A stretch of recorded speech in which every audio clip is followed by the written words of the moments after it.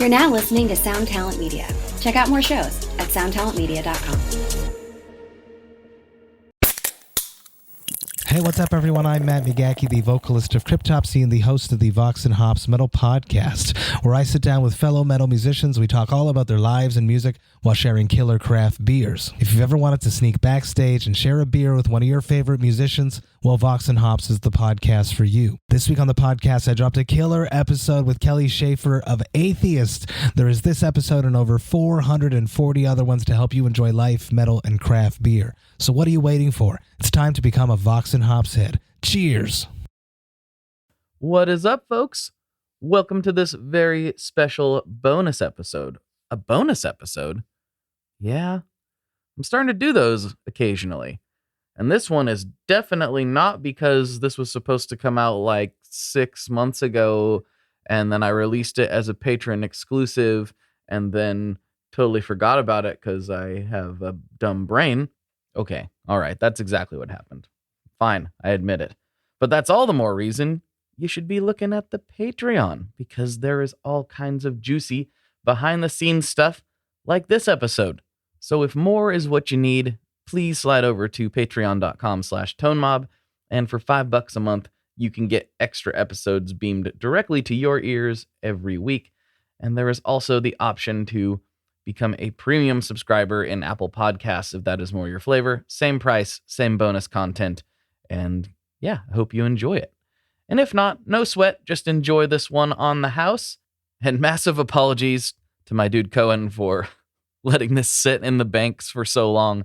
I totally didn't mean to do that, but better late than never, and it's a great conversation. He's a great, insightful, creative dude, and I really enjoy talking with him. A lot of this episode just pertains to creativity and making stuff in general, and I think it can apply to any number of different pursuits. So I hope you enjoy this one. Let's get right into it.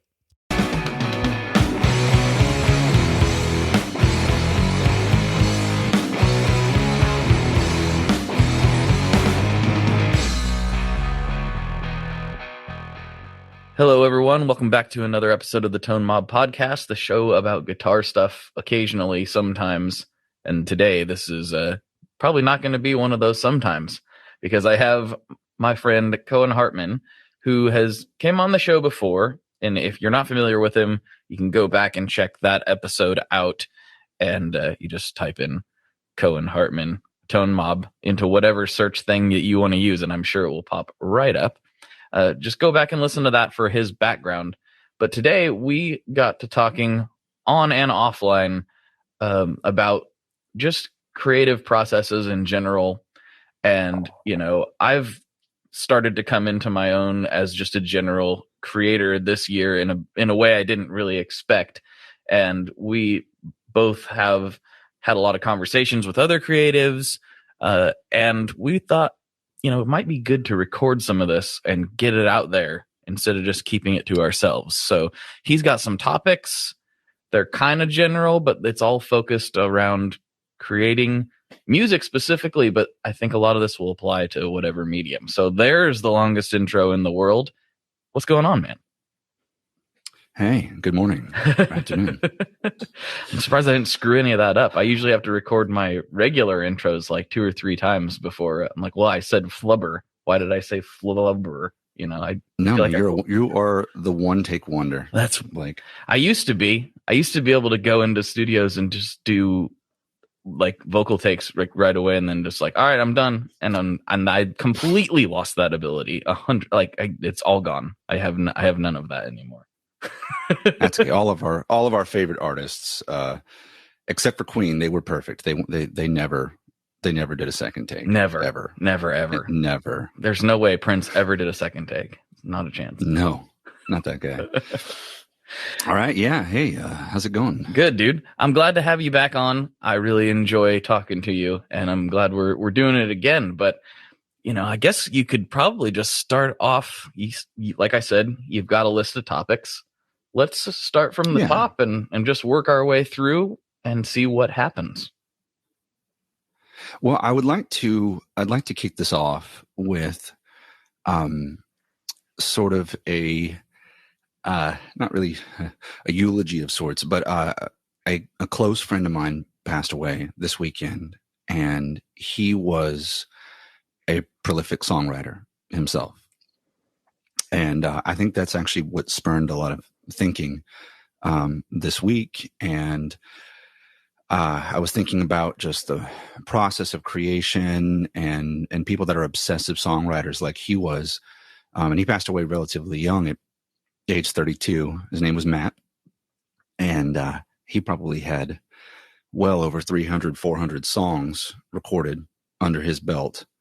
And I would know because I recorded a lot of them. Him and I had this relationship where we met maybe 12 years ago, and I was running a recording studio for a living. And it was like, nothing. I mean, it was in a cool building and I had a cool setup, but, I think we talked about this briefly last time. At that point in time, I was just recording with, experience. I hadn't gone to school for recording. So I was recording bands for like $100 a song. And this guy came in and he probably recorded 50 songs over a year. And then I went my other way and he went his other way and his band continued to go on. But this guy's legacy is his music.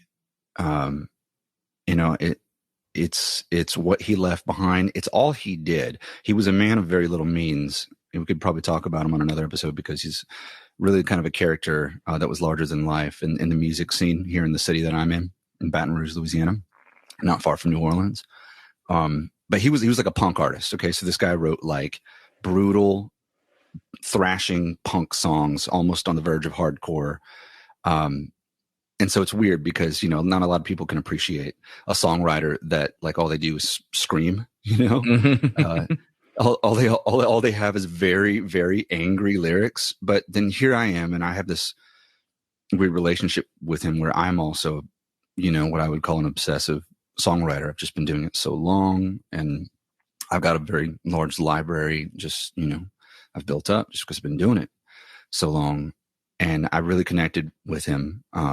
So it really hit me hard when he passed. And now I do want to help maybe get his music out. But I think what I'm trying to get at is that his legacy is this body of work. Like he's passed, but everything that he has made holds value and holds weight and is still physical. It's still real in this world. And I think that's very important.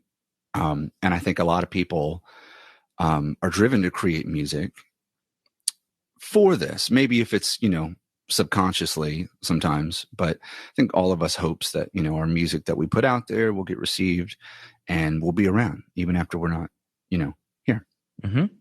But I think it was important for him. And that's also kind of why I'm bringing it up, because it was a form of healing, coping. He was obviously a very angry person. We're not all maybe as angry or frustrated with the world as Matt was, but I think writing music brings resolve and reflection and introspection and purpose to everyone, right? Everyone that sits down and completes something and feels good about it at the end of the day. Sometimes just the act of doing it, even if you don't complete something, I think it's almost inarguable. I think anybody would say that it's a healing process, but yeah, so topic, right, is the art of creating. Okay. And specifically, I guess we're going to talk about music because we only have a limited window of time and it can get out there. Creating is important in all mediums, like you're saying, but the art of creating music and why it's important to ourselves and to the people that listen. Yeah. So. It's a really interesting timing for me personally with doing all this, because I'm just heavy in a cycle of this right now. And we're, of course, at the same time, in the little bit of downtime there is in the evening, my wife and I are watching the Pop series on Netflix. And we just got to something I didn't really see coming, but I probably should have, the protest song episode. We haven't finished it yet, but it really got me thinking,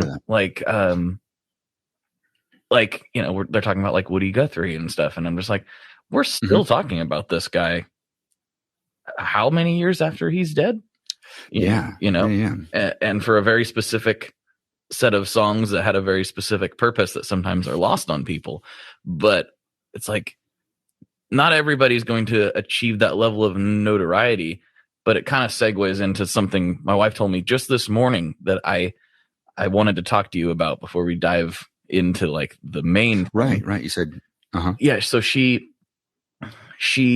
took a picture of an artist, and I apologize, I can't remember his full name because I'd never heard of him before literally like 20 minutes ago.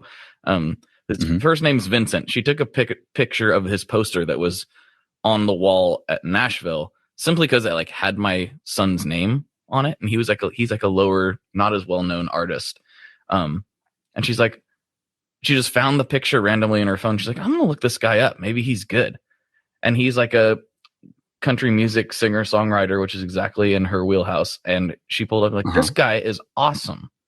And the point is like, how random is that? She saw a poster. She took a picture of it because it had our son, same name as our son, and then decided to look it up like 2 years later. And now she's like, I'm going through this catalog. Boom. You know, you never know. Well, we're living in an age where, you know, we're all sort of pseudo connected, you know, on a much larger scale than, you know, any other time in history. And that's actually an interesting way of going about finding, because typically it's social media that you discover artists nowadays, you know, or you're going to like, and that's something more physical that could have happened in the 70s. You know, she would have had a hard time looking them up. Probably. She probably wouldn't have found that picture again. Right. She'd be like scouring a phone book looking for Vincent Morietti or, you know, whatever. Yeah, exactly. I'm giving him a last name. I like that. That's not it. It's a 3-name situation. I just completely am blanking on. I apologize. I'll try to. I'll put a story up about him later to try to make up for this because I can't remember. Yeah. Well, you know, it is cool. You know, even if you're not a well-known artist, or even if you don't seek to be a well-known artist, I think we're all just looking to connect.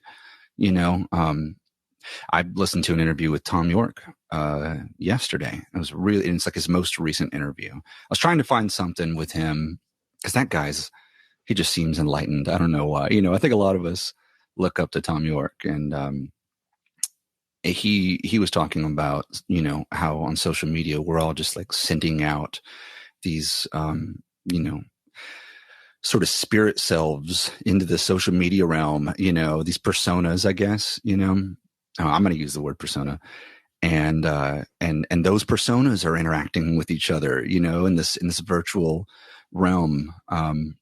And it's all, you know, in the name of connection. We're all trying to seek this connection. So we do that through art. We do that through songwriting. I think that's why we get creative, you know, why you and I are posting on social media or making stuff. I make music for pedal demos because I want to make music. It's not because I woke up one day and said, like, I want to be a hired gun. Right. You know? Right. I don't make enough money for that.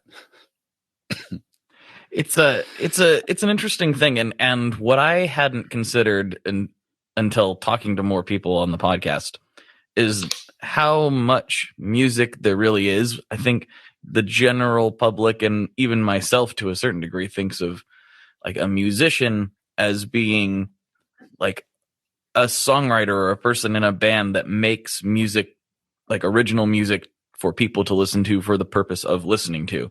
But I didn't consider until I had the opportunity to do some of this, like the person who makes like what I have done occasionally is I've made some intro music for different podcasts. Like that's still a thing. That's still a form of using your art for a purpose, you know, like the people who make. Right. Go ahead. Making music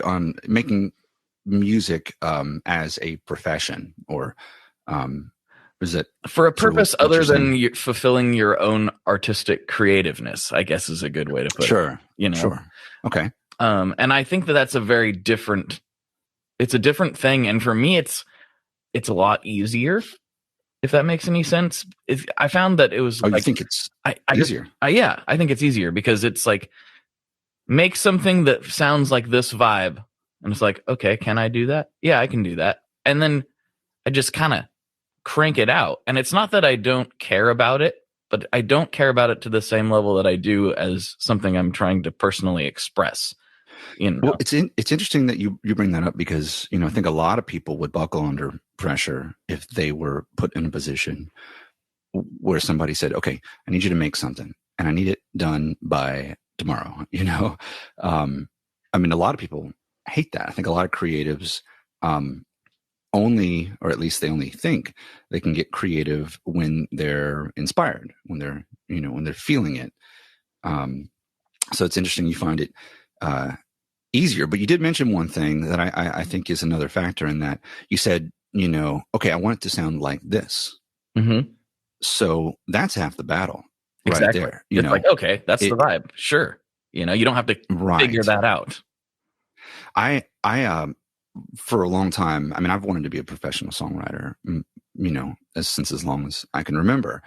And now I'm actually in a position where, I think I was telling you yesterday, I've just found myself in an odd form of that job title through demoing. And, I do get paid on top of, pedals that are sent to me. And I do have deadlines. And my whole theme is original music. And so therefore, by definition, I guess I am a professional songwriter, right? And I've sort of arrived at, this is not what I expected or not what I planned on. I really wanted to do like film, or video games or something like that. And what's funny is I try, or commercials, things like that nature. I always was like, I could write jingles. I think a lot of people, they come up with a melody. They're like, I could be a jingle writer. I want to be a jingle writer. It used to be like a thing. You get paid a lot of money for a very little amount of work. Sounds great. Right. But, I tried exactly what you're talking about. In 2014, I was working in the film industry. I was a sound mixer. And I was going on sets. The film industry was kind of popping in my neck of the woods for about 5 years in 2010, 2015. And sound mixer has nothing to do with music. I was miking up actors and stuff, but I had a lot of connections, and I worked for a Foley studio. You know what Foley is? It's yeah. That sounds fun. Oh man, it was like a room full of broken glass and pots and shoes and wood and random, maybe we should explain it, because maybe some people don't know what that is. Sure. Yeah. Foley is, are recording artists that recreate, sounds from the scenery, or the movements that are happening in film. So if someone's walking down a hallway and the boom guy didn't capture that, because there's usually a lot of white noise, there's usually things going on, they will go and record footsteps and put echo effects on them. And then that's really what you're hearing. Or if there's a window that breaks, they're actually just recording some shattered glass in a studio. So that's Hollywood for you. But I got this opportunity where, are you familiar with Blue Cross Blue Shield, Mm-hmm. Insurance? Mm-hmm. Right. One of the guys I was working for, a producer, was, talking to me, and I was talking to him about how I wanted to make music for films. I was showing him my band and all that. And he was like, well, we just shot this commercial. And I think he was joking. He was like, if you can make a song that sounds like this by tomorrow. And he showed me this song, and it was had some glockenspiel, had some piano. It was like a reflective, light-hearted kind of piano piece. And, it was done very professionally. And so I sort of jested, and I was like, yeah, I could do that. And I think he was taken aback, because this was like a backyard gathering, and I was like, what if I could have you a piece that sounded like that, but you wouldn't have to pay that guy $4,000 for it? Because the guy that they were going to buy, he did music for Apple commercials. He was like a professional, I think it was maybe even $8,000 that this guy was charging for this little 30-second, piece, or 45-second piece. And I think he wanted to give me a chance, he was like, well, if you got it by tomorrow, shoot it over. Straight up, at the time I had an LLC where I co-owned a small recording studio, and that was my second go at recording bands for a living. And me and some talented music friends of mine got together. Basically, I got on a piano and I created that vibe. So I did what you're saying. I had this vibe in my mind, and we used glockenspiel. We used upright bass. We made a track I think personally was better than that other track. And I handed it to him the next day. I mean, never felt better in my life. Did we get the commercial? No. But that was actually because I think they had pre-decided on it. I don't know that I really ever had a chance, but I did try to make a go at it. After that point, the guy was impressed, and he did like hire us for a few more things, a few more commercials. And I used my big sky a lot, and they stopped calling me because they said my work was too emotional. Oh, so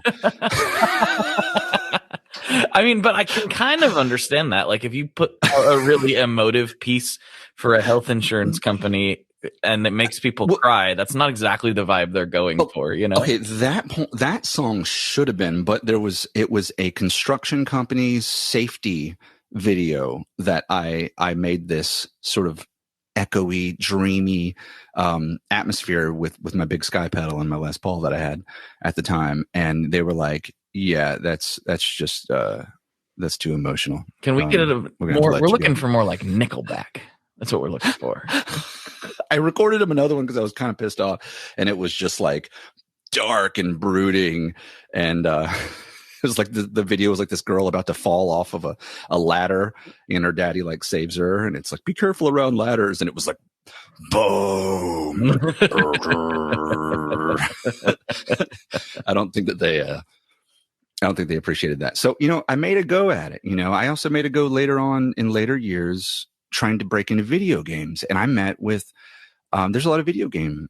There's a big tech sort of lots of tech companies that gathered together and moved into this big building down here.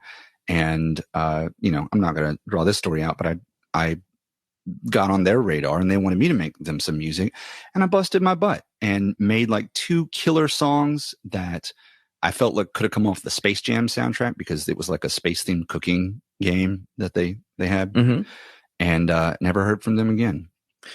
So, this is like kind of a little bit crushing to me, because like I have this fantasy in my head where I get to like score a indie film or something, and I've done that too. I've asked some people about trying to get into that, and I'm like, whoo, if I really want to do it, that's going to have to become, I mean, this podcast is going to have to take a back seat, and I don't think that that's what anybody wants at the moment. So maybe it'll happen someday. I'm just going to put that energy out in the world, and maybe it'll happen. I think you absolutely 100% could soundtrack an indie film. And honestly, that would be a wonderful use of your talents. You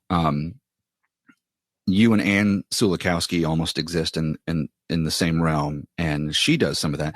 I tried some of that.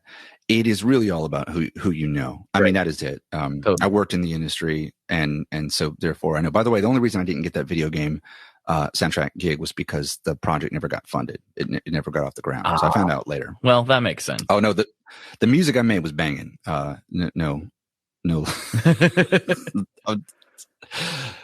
I swear it was banging.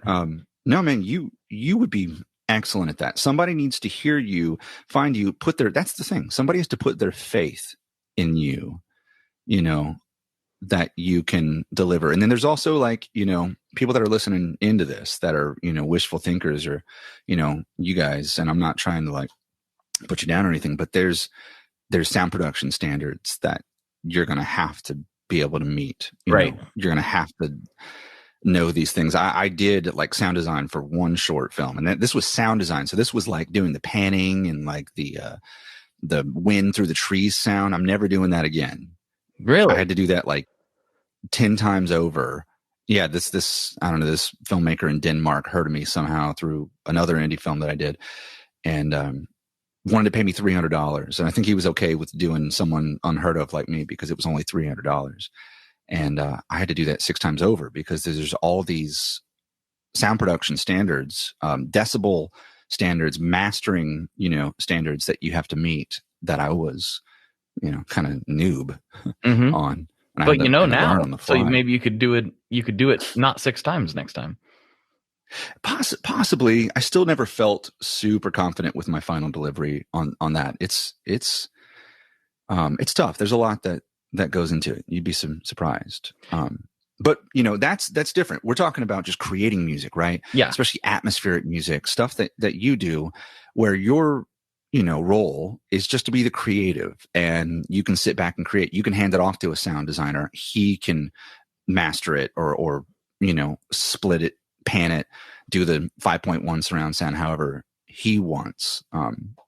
So I think that would be a great job for you. I would still love to do that job. Anyone out there want to hire me and Blake to it'll be to score a neo-noir sci-fi indie drama? Oh man, please hit me up. I'm easy to get a hold of. He's right here. I'm right here. There's a phone number in the show notes where you can literally text me. So I'm easy to get a hold of. Anyway, yeah, we kind of got off track a little bit, but let's go back to your notes. Let's go back to your notes. Let's start from there. Yeah. Okay. Maybe we can tackle a different topic. I wanted to ask you, because this was this was a topic that Tom York got asked in this interview that I listened to. I thought it was awesome. And so I'm going to carry that over here. And they asked him ahead of time before his interview, what would be your desert island songs? Like, in the literal sense that you're stranded on a desert island and you've got a Walkman, okay? A skip-free Walkman. Good. Skip-free. If people remember the crap we had to deal with when we were kids, and you could only have, a certain set of songs, like let's say 2, so that we keep it kind of short. You've got 2 songs. And so Tom York factored all these things in that, like, maybe not everybody would immediately thought of. And, he listed several. There were like 9 songs, and they played little bits from each one. And he had like Talking Heads. He had Nina Simone. He had REM. It was great. But each one, he had a reason for it. He was like, I need Talking Heads because, and it was like Born Into Punches? It's from In Remaining Light, that album. He's talking about how that, inspired him. I do love that song. And he was saying, I need that because I'm going to need to dance. I'm human, and then he would say this other song and he's like, I'm going to need this for my heart. Because I'm going to be very alone, and it was profound. I was like, golly. And then you listen to these clips and you're like, yeah, no, I can totally see what you're going for. So here we are. And maybe we can do one each. We'll bounce back. I got to pick one. Oh boy. No, you got to pick, you can pick 2. We'll do 2 because one is really tough, but you do one, I'll do one, you do another, I'll do another. Okay. And this will probably change like as soon as we're done recording, or maybe while we're recording, but let's as soon as you're on that island. Yeah, exactly. Like, no, I should have picked a different song. I think let's go with song 1. Okay. I'm going to say one that gets me. I'm kind of weird. I don't know if anybody knows that or not, but I'm kind of weird. And angry music makes me happy.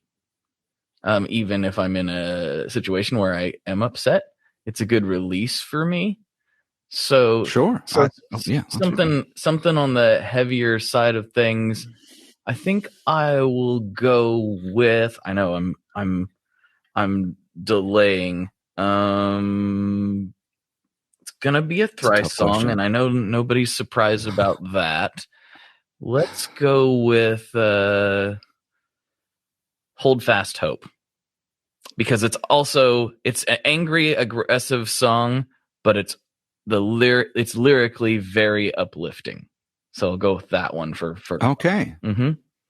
Okay, I don't know if I'm familiar with that one. I listened to Thrice a good bit in late high school, and then I think they fell off my radar. But I was always into it. It's very cool. Okay, there's a song called "Nude" by Radiohead off of In Rainbows, and I would have to go with that as my number 1 right now, because it has a lot of human elements. And it covers a wide range of emotion. It's just a very beautiful song. So I would feel kind of comforted by that. I'm going to think of something contrasting for my second. All right. So you shoot though. What's your second? Okay. My second will probably be, I think if I'm trapped on an island by myself, I think I would want things that reminded me of my youth and my childhood, and also that I still enjoy. So I think I would go with Merle Haggard, "Sing Me Back Home," and it's a really stark contrast to the other songs. So I think that's what I would go with. That is a stark contrast. Mm-hmm. Very cool. Very cool. Yeah. So it's sort of a testament to how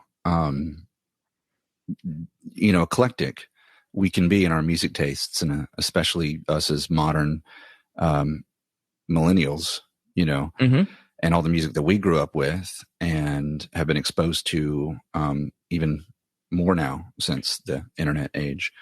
So you can listen to Merle Haggard and Thrice in the same day. And I oftentimes do. That is not weird at all for me. That's very normal. And Merle Haggard listens to Thrice, and Thrice listens to Merle Haggard. That's right. Obvious inspirations. Totally.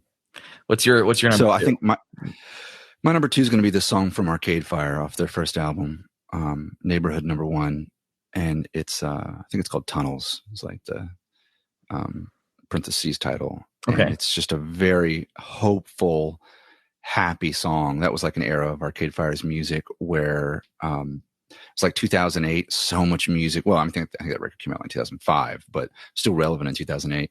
That whole 2005 to 2010 era of music, I think it's hard to argue was just so poppin'. There was so much good indie music coming out, and I think at that point in time, things just felt more hopeful, and that song was definitely like that in a time capsule. Like it's hopefulness in a time capsule, and I would need that. Yeah, you're definitely gonna need that.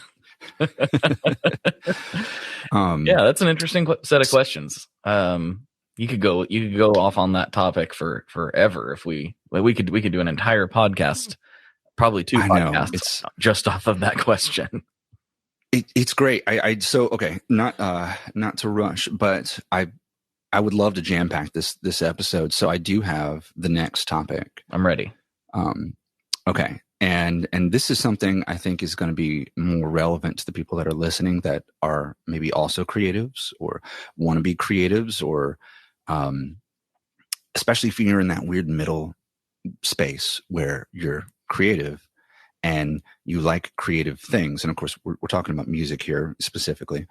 And you maybe, watch our stuff, or you watch other guitar players, you're on YouTube, and you love bands, you love, music, you're exploring, and you're trying to like cross that threshold of being confident about what you create.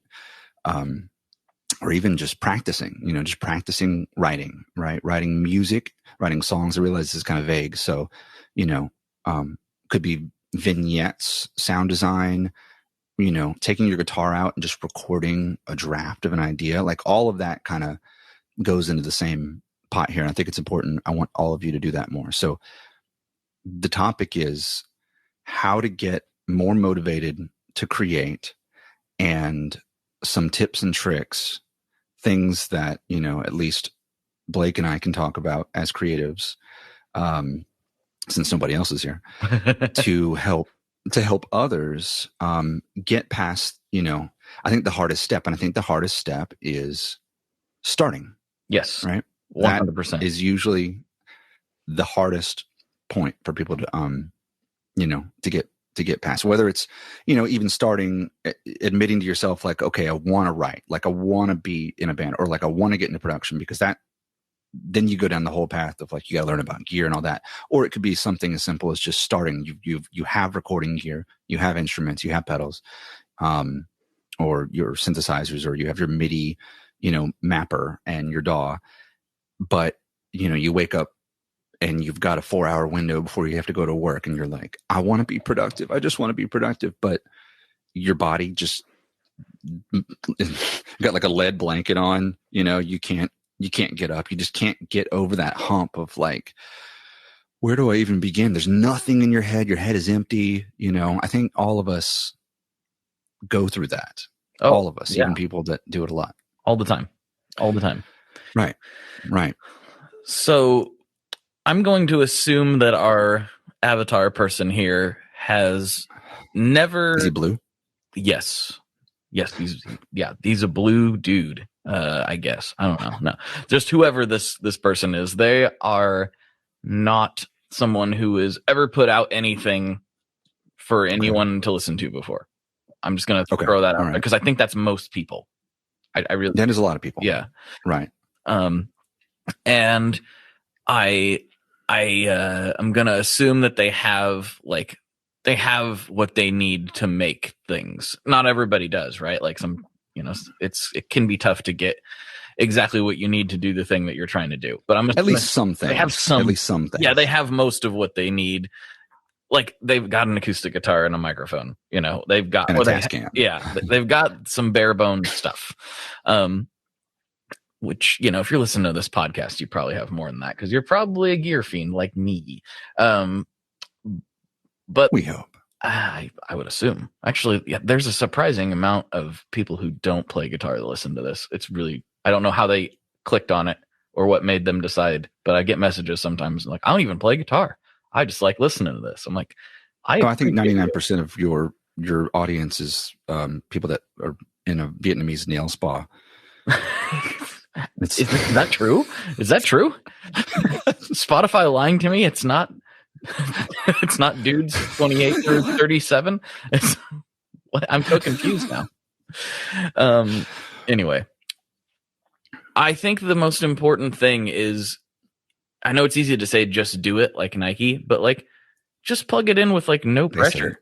Just there's nothing bad is going to happen. And if you make something you're not happy with, you just save it. I was going to say delete it. Don't delete anything. Unless it just is broken. But like save it, move on. I've made an endless amount of hot trash that I don't think anyone is ever going to hear because but like what's the worst thing that's happened? It's like, that's okay.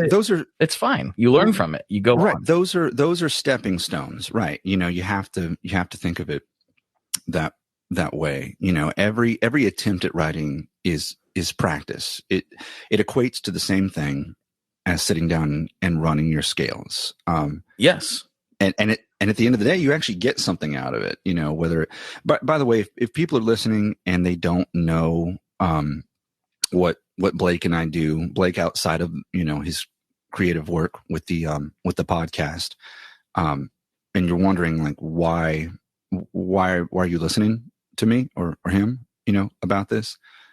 Is it okay if I give like a brief rundown, different, I guess, from my last one? Yeah, I mean, that's fine. I think we did tell people like, go listen to that if they're not familiar, but go. Yeah. Give it a condensed milk version. Right. So at least for the last 2.5 years, I demo pedals. And I guess why I'm bringing this up again is because, I wanted to talk about specifically what I have to do on a daily basis. So I do this a lot, which is the only reason I'm talking about it. I'm not calling myself an authority, but I just want to share, things that I've observed through experience in doing this, because most of my mornings are waking up. I do have deadlines to write, and I am often that person that has to sit down and just pull stuff out of thin air. And now I'm sort of under a lamp, doing it, which I think a lot of you seek to be in a position, whether it's like, for any purpose, making music for a documentary, for your own band, for your, whatever. Obviously if you're listening and you're interested in creating, you want to do it, probably more. And a lot of us do it, professionally. I'm extremely lucky, blessed to even find myself in the position that I'm in, making very little money, but having a lot of fun, and working with a lot of effects pedals, working with a lot of companies. But it does mean that I have to create a lot, even when I'm not feeling inspired. And so that is something that I just want to make sure we do touch back on, because I think it's important for people that are creatives or want to get creative to try even when you're not feeling inspired. I don't think that gets put out there enough. I think there's this sort of trope of, oh, how did you come up with that song? Well, I was riding my tractor and lightning struck me and a message from above just told me, I needed to write a song called Smells Like Teen Spirit, Right. That's Kurt Cobain's, real accent. He hit it well. That's exactly. Yeah. That's exactly what he sounds. That's what we all sound like up here in the Pacific Northwest, actually. I'm just putting on airs right now. It's all that dampness, we could use some of it. There was another fire sprung up last night. So please bring back the dampness. Yeah. Please bring back. I know. But anyway, yeah. So yes. I think that is important. Like, I have made songs when I was feeling a particular way, and it definitely came from a place of inspiration. And I have made songs that I liked when I was like, I don't really feel like doing this right now. And then I get halfway through it and I'm like, oh, now I am. Like, this is really going somewhere. And sometimes you'll surprise yourself. And you do have to just put in you said it in a really good way earlier. It's practice. As much as we practice our instruments and try to get better at the technical aspects of playing those instruments, you also have to practice using them to create things. It's practice. Very few people can make solid work without putting in the hours actually recording and creating, because it's its own set of skills. Well, it really is, learning how to create melody that's engaging, right? And put that melody into a context, how to create interesting chord progressions. And then if you're kind of the kind of person that's trying to weave together a more conventional song that's maybe in the pop realm, you've got some standards that you kind of need to meet, or else people aren't going to receive it very well, where there's usually a few parts, this would be, say, different from someone who wants to make abstract music, but someone that wants to write a song. I think the whole ABC song structure has really survived like a cockroach. Actually, it's a beautiful cockroach, so there's nothing wrong with it. It's a lovely neon cockroach. But especially in pop music, I mean, I think that's pop music is music that is accessible, and there's something that I think translates to human beings at heart, with having a rigid song structure, with things repeating, with things coming back, with big chorus movements. But whether you want to be a pop songwriter, or if you want to be a more abstract writer, or you just want to write interesting songs that maybe lie somewhere in the middle. They're accessible, but they're creative, and I think that's where I try to live. You need to learn the basic skills of weaving, stitching things together. That's just one element of it, like, okay, I'm going to write a groove. You've got a riff. Okay, well, good for you. That's really just a tenth of the battle. You have to take that. If you're doing something lyrical, well, you're going to have to loop that, try and write something lyrical on top of that. And then, unless that one riff is just so strong that you can just run it for the entire song, Talking Heads do that. Mm-hmm. Lots of bands can do that. They can come up with content, or a 4-bar progression, or a 3-bar progression, or a 2-bar progression that's so compelling, and the sound design of it is so interesting that it could groove for 8 minutes. And I as a listener, I'm like, yeah, please, all right. Please just let that roll, for longer. But normally, you need some sort of change, right? So you need to learn how to write a part B. You need to learn how to write a part C, D, if it's going to be extra interesting. Songs like Paul McCartney's "Live and Let Die" have got like how many movements? And that's all stuff that you have to learn. And you're not just going to know it. Yeah. Like, it's not just, most people aren't just going to be like, oh yeah, I inherently know this in my bones. It's not really, it's thoroughly practice.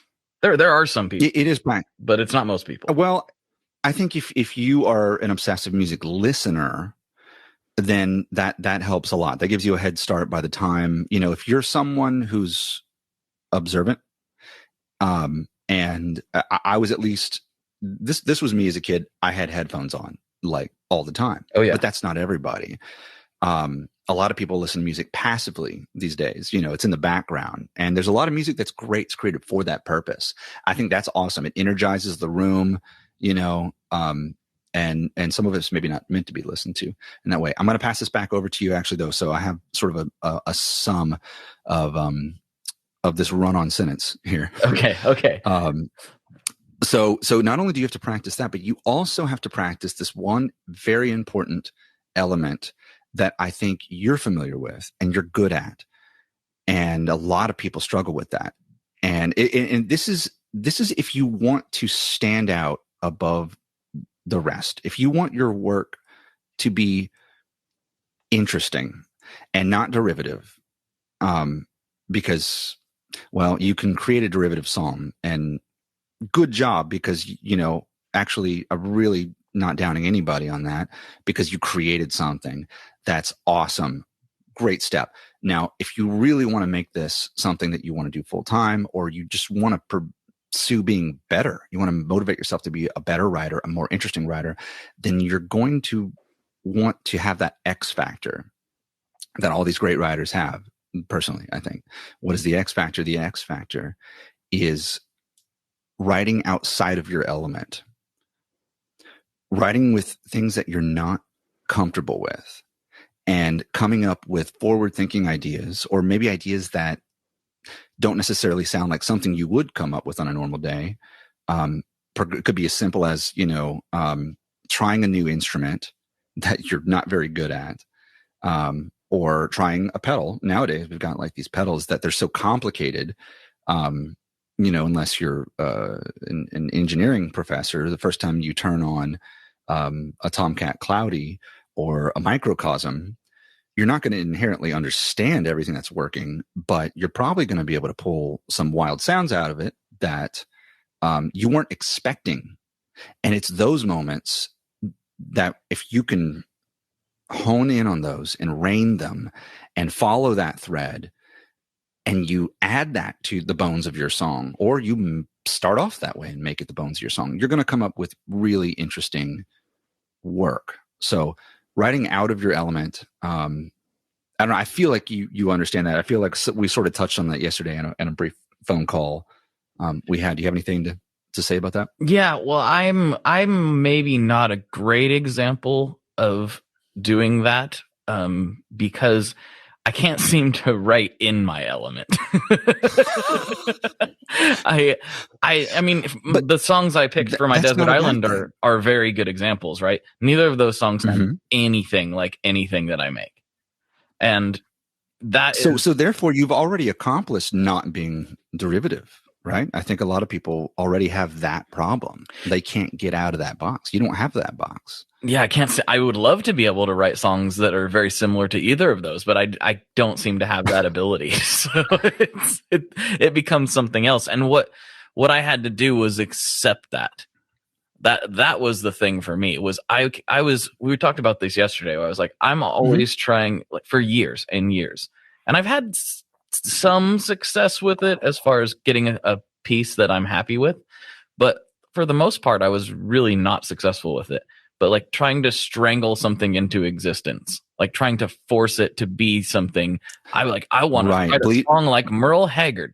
Well, guess what? I'm not Merle Haggard, so I can't write a song like Merle Haggard because he did it, and he performed the way he performed, and he had his, his things, and I've got my things, and I distill them into something very, very different.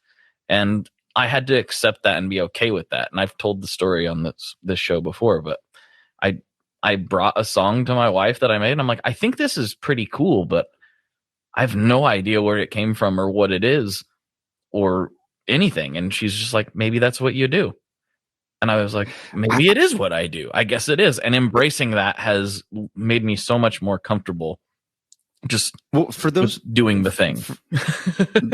and well, I mean, that is art for the sake of art, right? That's creating for the sake of creating. I think you do it because, you love it. And this is getting back to like the initial topic of the show, why it's so important to create.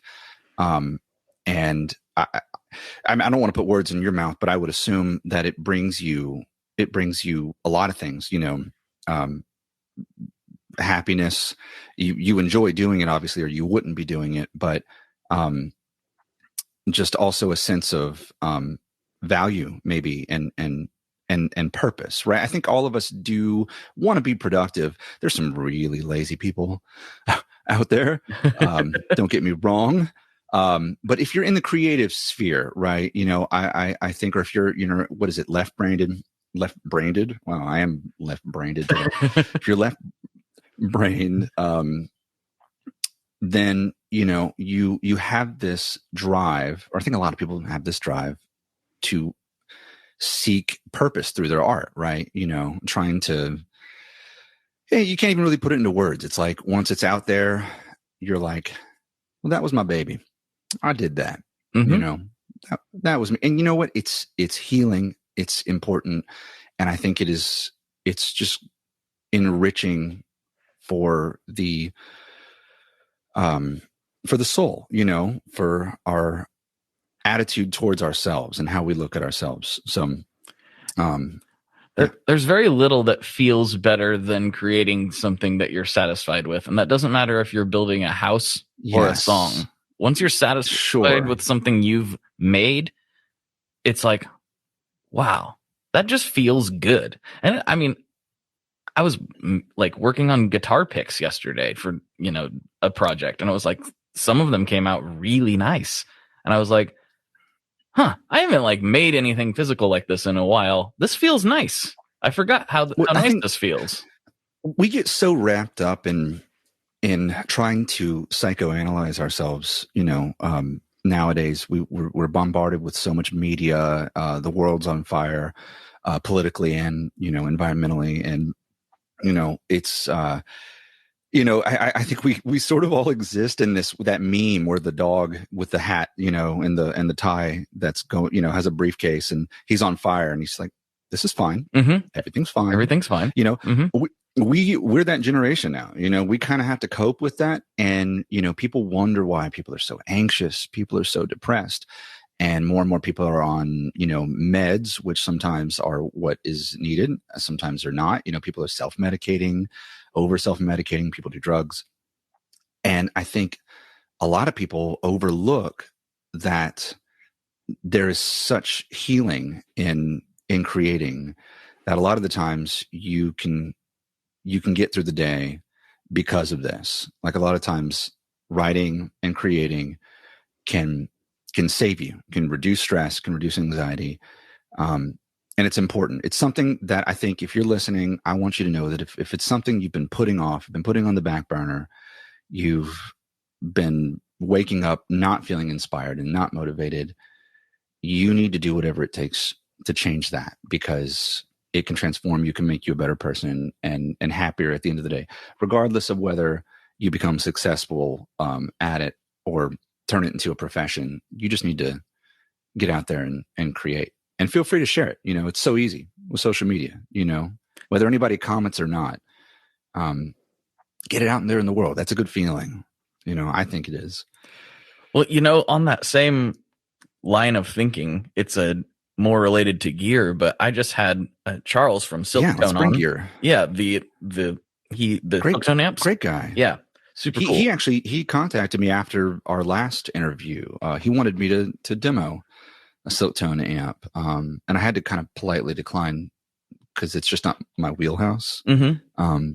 And I record not with microphones. I use a Milkman and an Iridium. So be tough. But I'm sorry, I didn't mean to interrupt. So I'm talking to Charles. Yeah. So there's a double episode that I put out just last week, actually, with him. And we were discussing. Wow. I'm having a hard time too with my left-brained. Anyway, we were discussing his past because he was addicted to various substances, and literally like electronics and making those amplifiers helped him to get out of that because he had something else to obsess over, you know? Good. It gave him, a good constructive purpose. Exactly. Yeah. And so like, that's not the only thing. And that's why that's a 2.5 hour talk. But like, that was part of it, was being able to have that other thing. And that could be making music for somebody else. Who knows? You know, I'm not trying to sit here and say I've got it all figured out, but it does tie into what you were saying before. Yeah. No, that's wonderful. That's a really cool story. I'm sure probably a lot of people could share similar stories. I think I could say songwriting also saved me. It certainly keeps my head out of, the fire, out of being in the clouds, worrying about, everything that's out of my control in the world. And obviously I still have a lot of stress and anxiety, and I deal with that.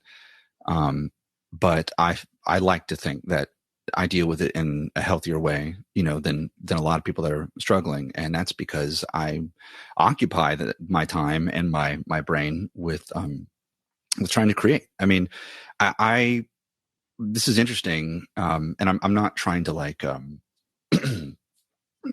not bragging or anything. It's just, like an observation. And also I kind of want to talk briefly about this project that I'm about to launch, if you don't mind. Yeah, let's do it.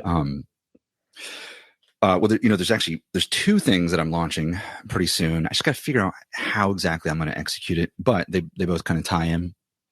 And I was going back over all the demos that I've done over the last 2.5 years. If you're not familiar with my demos, this format that I tried to approach from the get-go was writing song vignettes in a condensed period of time, usually anywhere between 2 to 6 minutes, sometimes a little more for more complicated pedals. And there will be a section of a song that shows off this function of the pedal. And when I hit the next function of the pedal, a lot of times I hit a completely different groove. It's a completely different drum beat, completely different progression, completely different melody, different atmosphere. And so I've been doing this weird thing where I'm creating these micro songs that are kind of stitched together in a macro song. And if you go to my Bandcamp and you go to download some of my music, it's like I have 10 volumes now. I've done over 120 demos in the last 2.5 years. And I think I've just been going at it, really just grinding. I'm a workaholic. And the most productive I've ever been in my life. And I wrote a lot before this in bands constantly. I've got probably 17 albums of music before I even started demoing because I was already obsessed with it.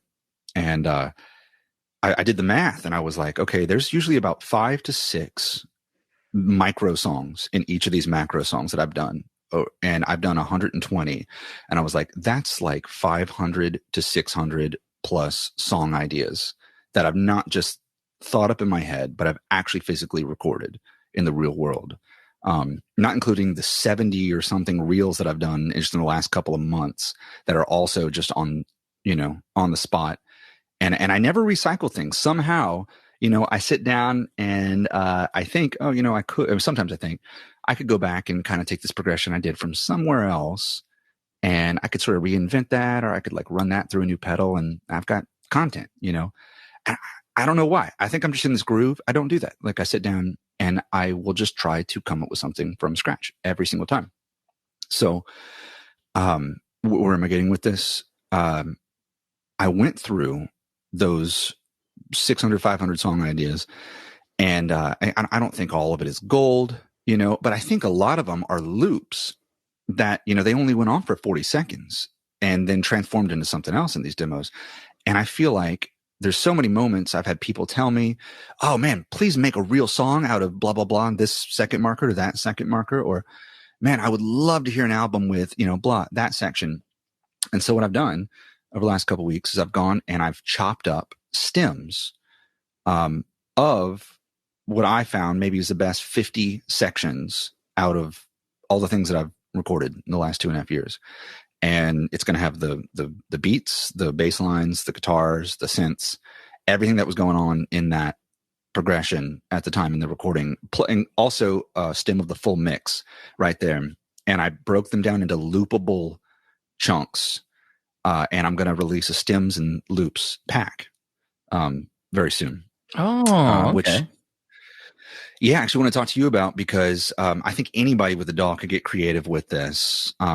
These are like, you could take the guitar as a chord progression and just loop it and put an entirely different beat on it. I have everything, because, I do a lot of production. Everything is going to be snapped to a grid. It's going to be the BPMs are going to be labeled on everything. It's going to be very easy to just drag and drop into your, DAW.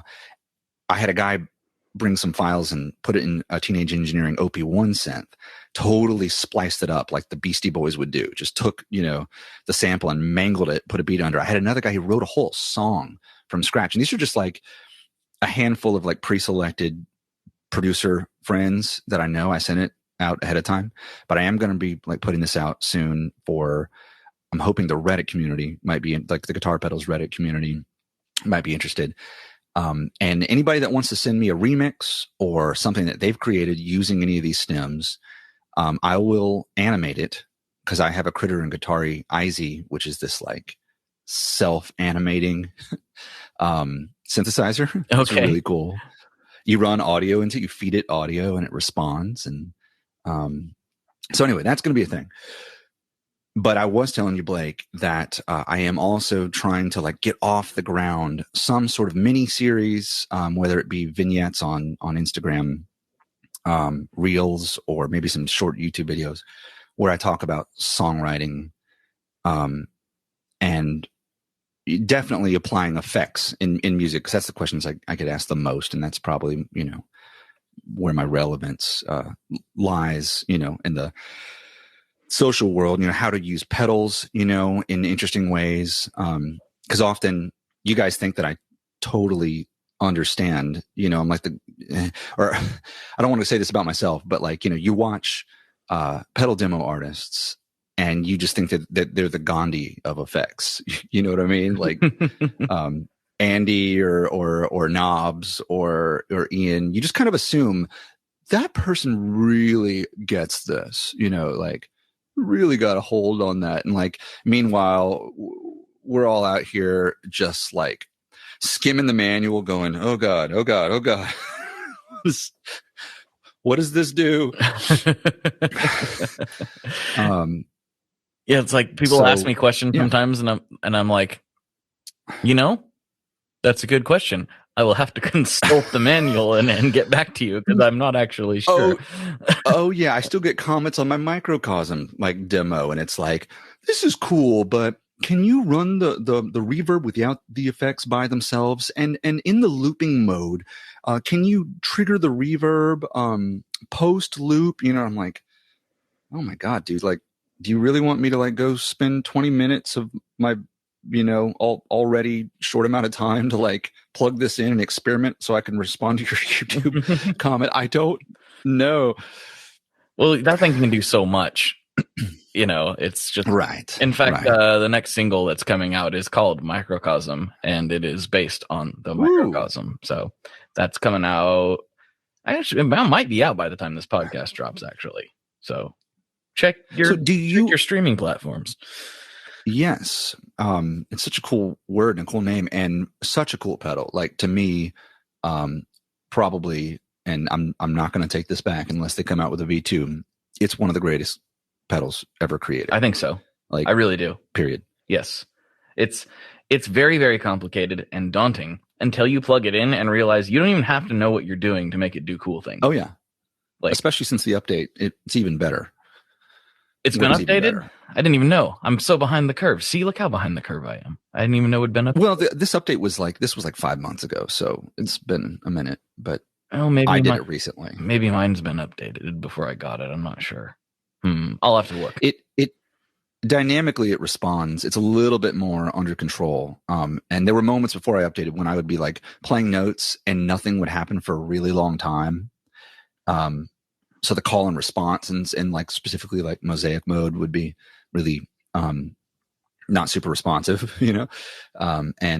And I think I read, and I could be mistaken, but that was one of the things that was addressed. I could be totally off here. But that does bring up another topic with creatives, and that's in dealing with pedals is, you know, public service announcement. You don't have to know everything about a pedal. No, you don't. To get creative with a pedal. No. I only understand the microcosm at a surface level. To be totally honest, like sometimes I'm like, okay, I don't know how it did that, but I'm gonna record it because it sounded cool. So that's what we're gonna go with.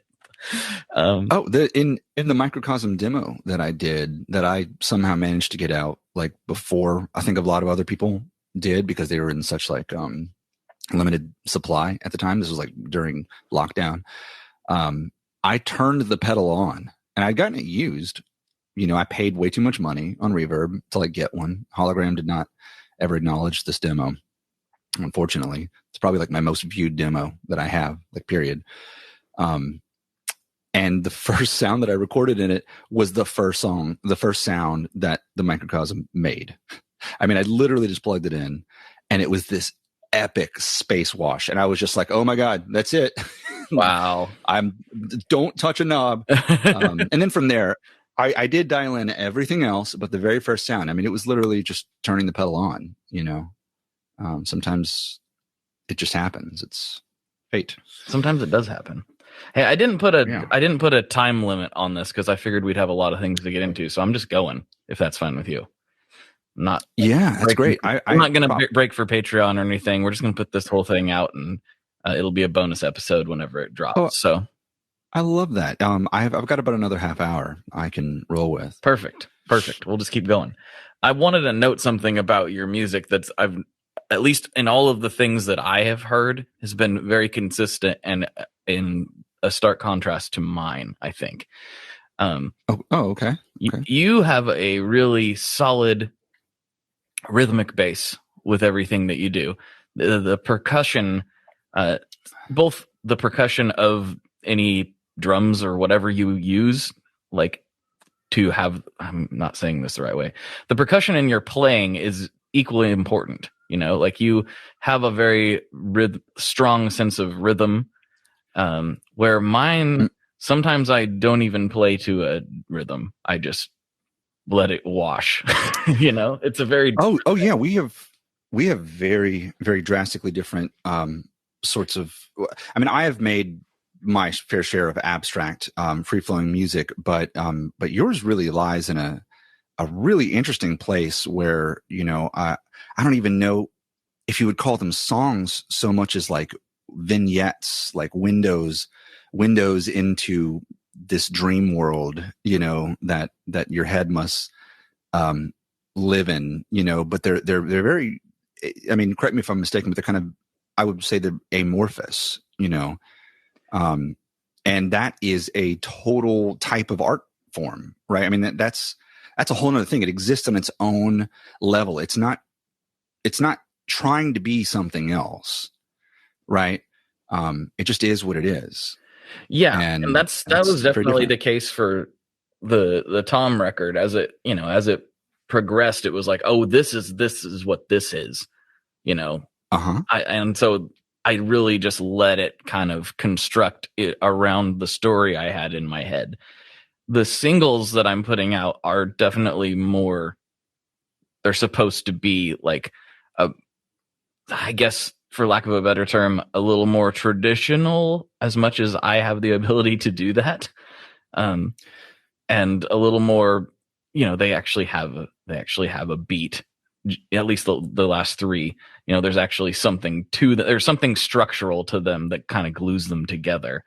And so, right, I didn't mean amorphous as any kind of, you know, I just meant like it. Well, the Tom record is very amorphous. Like I'm not saying that I take that as a negative at all. It's just that okay. Super like, what is going on? And then these other ones just, they make a little more sense, I think.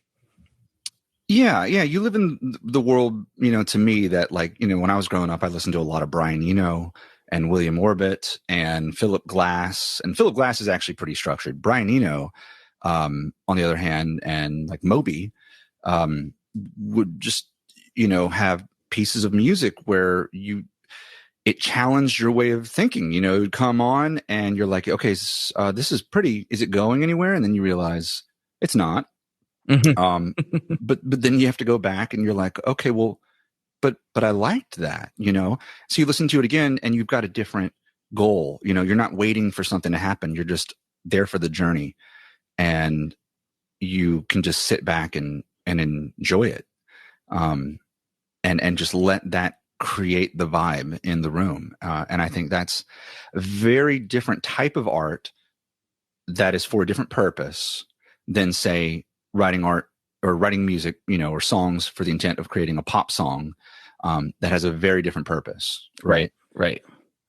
Yeah. Yep. And also different than like I was talking about in the very beginning, like doing an intro for a podcast that's supposed to hit a certain vibe. That's not what the intro on this podcast is. That's actually a piece of a song that my friends and I did a long time ago.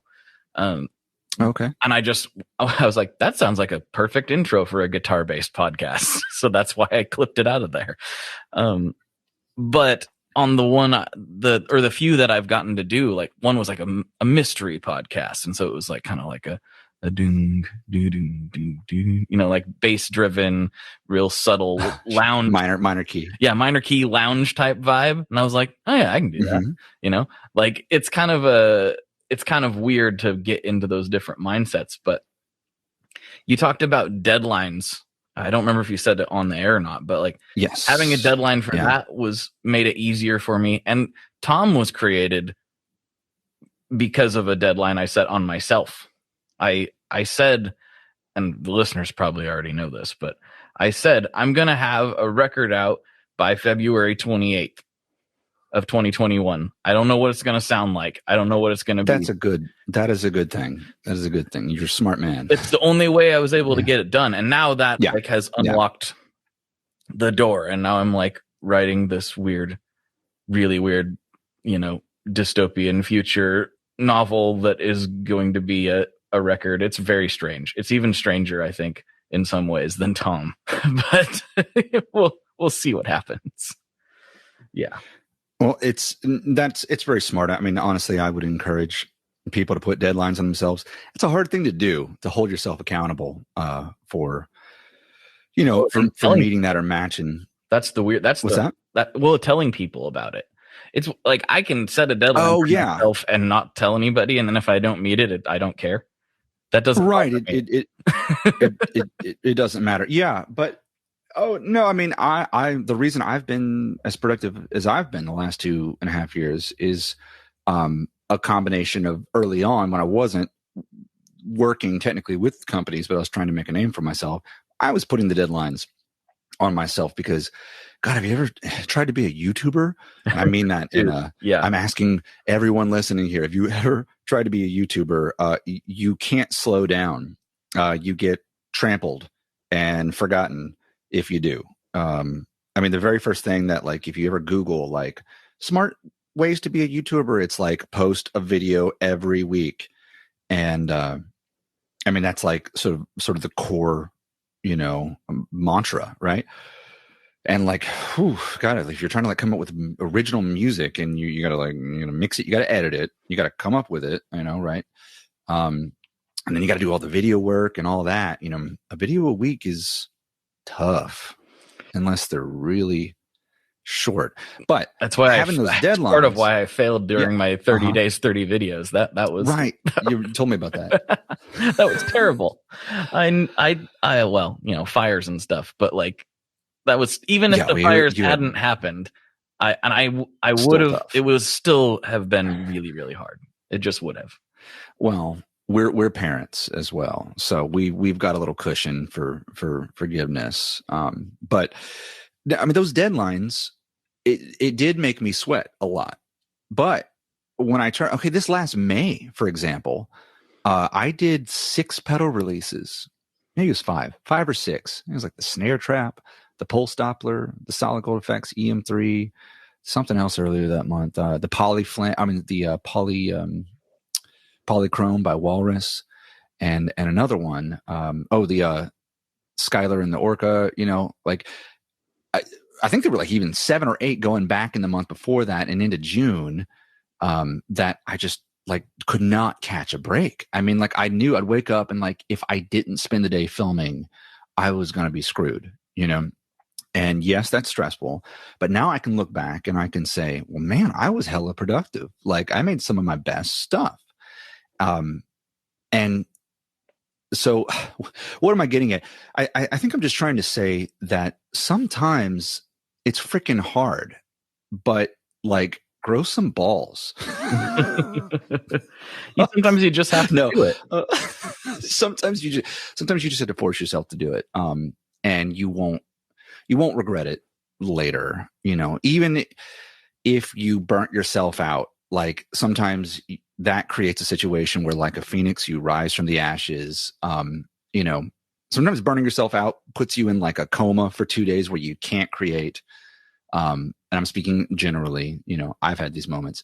And then after those 2 days, it's like, boom, you come back and you just have like a new wind. So you just gotta go for it. Deadlines. Yeah. So. Yeah, I think they will, you know what they'll do potentially? They will do that thing that we talked about when we were saying you got to create when you're not inspired. If you have a deadline you have to meet, you will start doing it. Yeah. And odds are you will probably get inspired by doing, most likely. Thank you. I'm so glad. Sometimes it's hard to stay on topic, and it's such a broad topic that I feel like we've done a good job. We have circled back on a lot of things, but you're bringing it back to something that we really need to get in here before we go. And that's finding ways to inspire yourself even when you're not inspired. Mm-hmm. Maybe you can, if you have any points on that, you can start, but I definitely have some too. I just feel like I've been talking a lot. Well, since we are talking to a large audience of gear people, I think that we need to, and this was actually a big driver for me, because I had all this stuff, and I'm not complaining about this. I'm criticizing myself. I was in this very fortunate position to have access to some of the best pedals, amps, guitars on the market. Like really, I'm so spoiled. I got cool vintage guitars. I got cool boutique stuff. I said 14-year-old me would be so mad that I have all this stuff and I have a place to record. I have a isolated studio I can work in, and I'm not doing anything with it other than focus on gear for gear's sake. How about focus on music for music's sake? Well, I didn't know what I wanted to do. I'm like, well, I have this super rad Cooper effects outward. But what am I going to do with it? Use the gear that you have. You've got all these rad pedals. There's a good chance if you're listening to this podcast, you probably have a sizable pedal. Have a lot of pedals. You probably like pedals. And just focus on them. Like really think about it. It's when you get a new pedal, don't just think about how rad is this new pedal. Think about what can I do with this pedal? Explore the range of the sound, and find the things, and I get inspired from the gear now in ways that I didn't before. I was impressed by the gear from a build perspective and a creative perspective. Yeah, sure. I was like, wow, these builders are so cool, and they are. But you need to use these tools to make stuff with. And that is what helped me, was start diving into these things with the mindset that you're going to make something with it. Not that you're just going to woodly yourself in the bedroom, like for hours and end. There's nothing wrong with doing that. I've gotten a ton of inspiration, but what I started doing was recording myself doing that and then expanding on those ideas. That's a key thing there, is, once if you have collected this massive pedals, you don't know what to do. Your next step, I mean, everything's got to be in steps. You're not going to just like become a really good creative like overnight, but you need to learn how to record yourself in some format, some way, right? Because this has always been super important to me. And I figured it out like immediately. I was like 14 writing, songs on my guitar. And I'm like, I had a little cheap, tape recorder, right? Not even like one with inputs or whatever, just like, acoustically recording what I'm doing. And I'm like, this isn't working great. Like this doesn't sound good. And if I don't record at all, everything that I make is just vapor. Mhm. I mean, it's great and all to just like play and get lost in the music. But then like, what do you have to show for it? You can do both. You can do both, right? You can do both. You can do exactly. both. So, and never more than now is it so accessible to make decent and even high quality, recording. Get you an Iridium. You probably already have a guitar amp. I think a lot of people don't realize you can use your tube amp with an Iridium if you get like a load box. Because a lot of people, that try to record with IR cabs and stuff like that, and myself included, they're a little sterile, Well, and Two Notes makes some great stuff for doing that, for running your amp into a IR. Yes. Yes. But you can also get like an $80 or $100 reactive load box, as long as the ohms match, and you can use your own tube amp with the speaker defeated and run into an Iridium. But you can also just use an Iridium, like or other, a GFI system, Cab Zeus or Two Notes, Torpedo or whatever, and get you like a Focusrite or a Personas interface. I mean, yeah, it's going to cost a little bit of money, but I bet you guys all spend a bunch of money on your pedals. Hey, already. Check this out. You want me to peel back the curtain a little bit? Probably too much. Ooh. So one of the songs on the Tom record is called Purple Skies. And I actually just put out a video for it that Pedalscopic Sounds did the animation for. It's really cool. Yeah. So that song, really cool. You want to know what the recording process for that was? Oh no. Okay. I literally let's hear it. took my guitar. I was playing a resonator on that one, but I took my guitar. I put my phone on my desk. I recorded a little noodle, and then I was like, wait a minute, that might be kind of cool. So I went back and recorded the whole thing. I was like, well, that's kind of a cool idea. And then I listened to it in headphones. And I was like, this actually, it wouldn't work for everything. Cool. It wouldn't work for everything. Definitely wouldn't work for like trying to do, low notes. Like a lot of that album has a lot of rumble. Trying to capture the full frequency spectrum. That wouldn't really work. But for that particular song, that's all it is. I went into the DAW. I messed around with it, panning wise, and I doubled it and spaced it a little bit to give a little bit of a delay effect. I put some modulation and reverb on it, and I played with it for quite a bit in the DAW, but all I did was record that with my phone, and that is some people's favorite song on the record. It's not my personal favorite song. I think it's cool. It's not my favorite one I did, but some people absolutely love that song, and there is this movement to.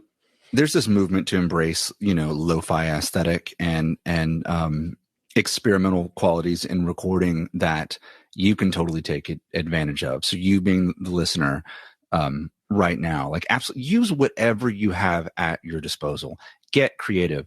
And then if you want to, if you're feeling imposter syndrome, like because you want to like go out onto the big stage and like put your stuff out there, label it professional, and you want to get into a more not that what you did is not professional, like from an artistic standpoint, kind of almost anything goes, right? Like if it sounds good, it sounds good, right? At the end of the day. Exactly. That is really, and it's all about context. It is all about context.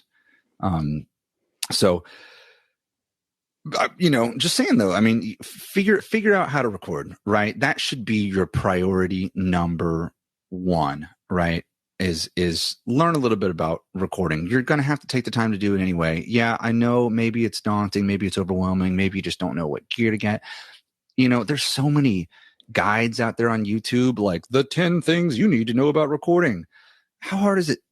Go watch that. They're all great. All these people that I want to issue a challenge right now. I want to issue a challenge to everybody, because if you're listening to this, most likely you're listening on a smartphone. That's just reality. You're probably listening on a smartphone. Yeah. That means you have a microphone in your pocket. I want you to, if you have an acoustic guitar, just do this. You don't have to show anybody. Record something with your phone and your acoustic guitar or your amp. Record your amp, whatever. It's not going to be the best quality, but just record a little thing, throw it in GarageBand or whatever free DAW that you can, Reaper, whatever you want to use, and start fiddling around with it. Just start playing with it. Add some reverbs. Do some things with it. Chop it up. Like, just get used to working on it. Just get used to it. Just rip that Band-Aid off. Just do that.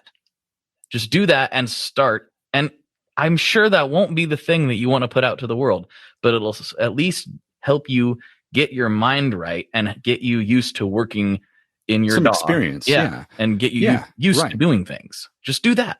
Just do it. It's just do that. That's my challenge.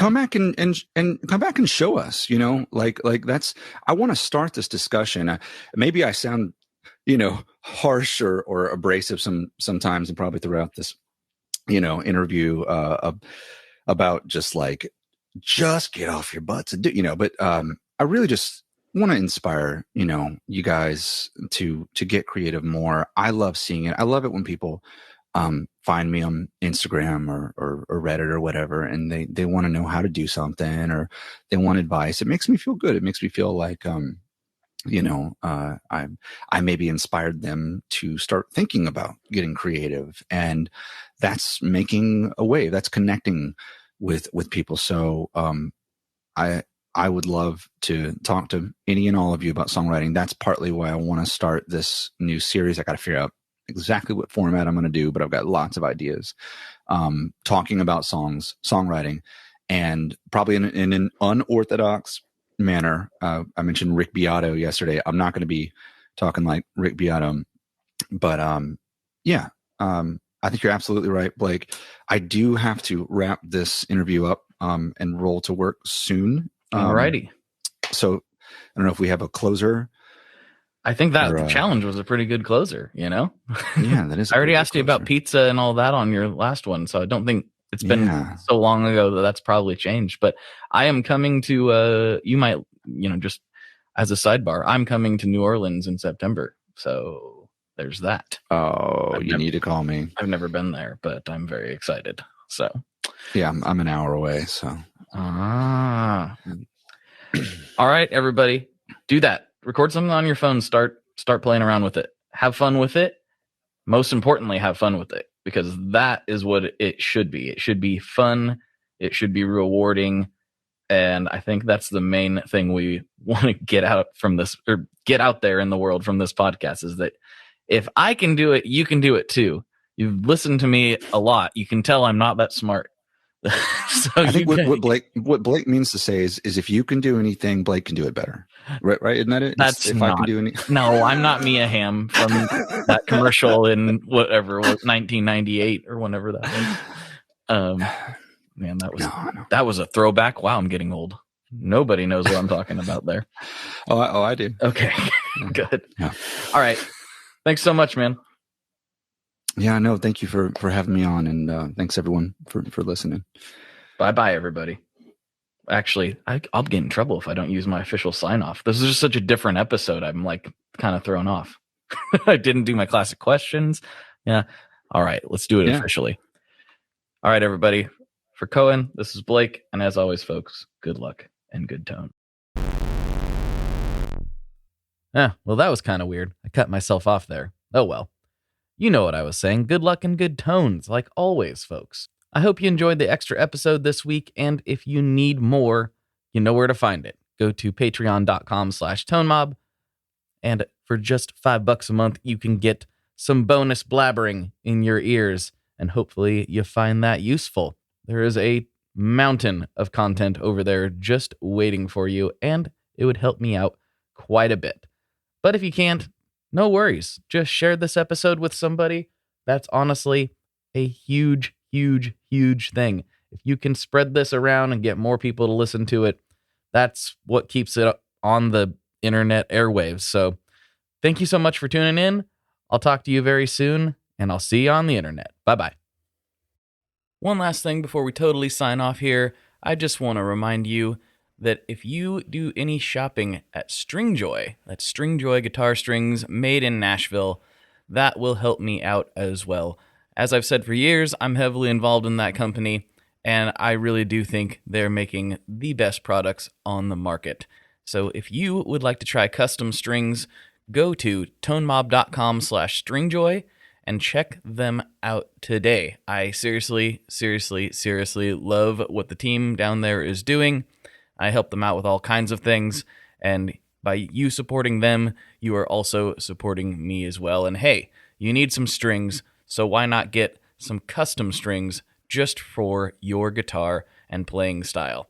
Again, the link for that is tonemob.com/stringjoy, and that will take you right to their website, and you can do all your shopping through there, and that will help everyone involved out. So thank you very much.